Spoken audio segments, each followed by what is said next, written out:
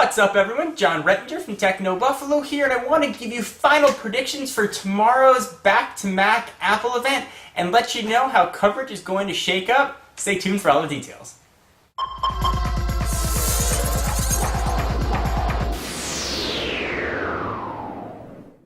Alright, so first let's talk about coverage. The event is going to begin at 10 a.m. Pacific time.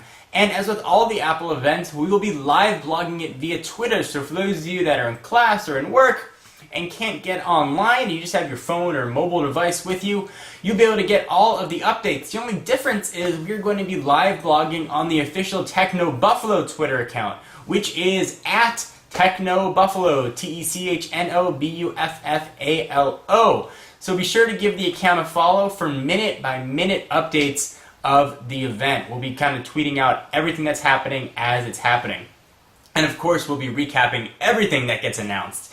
And speaking of what's going to get announced, let me give you my predictions for what I think we are going to see. Number one, let's get some drum roll. Number one, that is my announcer voice. I think we're going to see a preview of OS 10.7. That's a lot of pointing. Codenamed Lion, or probably officially named Lion. All the Apple OS 10 software operating systems, is that a word? Software operating systems, have been named after a cat, leopard, tiger, snow leopard, and lion finally. Snow Leopard was previewed about a year before its actual release, so I don't expect to get this on your desktops anytime soon.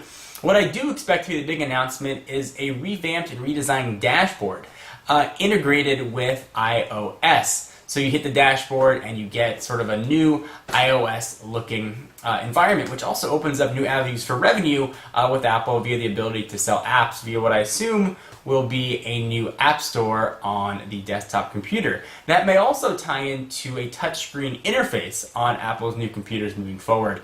We've seen Apple file patents for touchscreen iMacs in the past. Certainly one out of every 100 or 200 patents actually comes to fruition, but it would make sense. What Apple did for redefining the touchscreen phone market, they very well may do for the desktop market. So it's something to sort of look forward to. It's companies like HP and like Lenovo have sort of dabbled in the touchscreen desktop or laptop marketplace, but with relatively little success. So we could see sort of something very new and cool about that. What do you guys think? Are you excited about it? And I think also the big announcement we're going to see, at least I'm not pointing, I'm using my hands to make something round, is going to be a new redesigned MacBook Air. When the MacBook Air was first announced, it was an engineering marvel. It was thin, it was light, but it was too overpriced to be a netbook, too underpowered to be an everyday computer. It sort of was in that middle ground, floating in space for consumers. What we think we're going to see are two separate models, an 11.3 and a 13.6 inch probably, display panels from pricing configurations starting at $999. Supposedly, they are going to use something called an SSD stick, which sort of looks like a stick of RAM for your hard drive. Supposedly you're going to see fully upgradable RAM, and we're going to see upgradable hard drive via this SSD stick very soon. Also, it's supposed to be about as thin as a standard USB port. So quite thin, assuming it'll retain its similar wedge shape that we've seen on current MacBook Airs, and probably bring it in line with how the rest of the MacBook Pro line looks, meaning the black bezel and a full multi-touch glass trackpad without the button.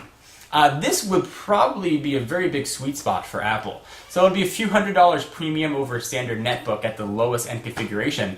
But you're also getting the full power of what will probably be a Core 2 Duo chip for a relatively low price and access to Apple's operating system and their iLife suite. And speaking of iLife suite, notice that really sweet transition. We may also see iLife 2011 with the axing of iDVD and some new mystery application that really nobody knows about. Maybe it'll be Dashboard.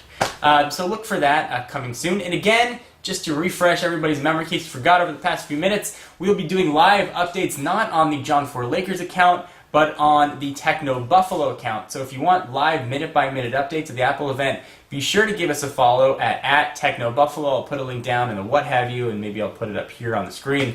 So be sure to check that out, and be sure to check out Techno Buffalo for all of the recap news post-event. I'm John Rettinger, and I will see you guys in the next video. Bye-bye.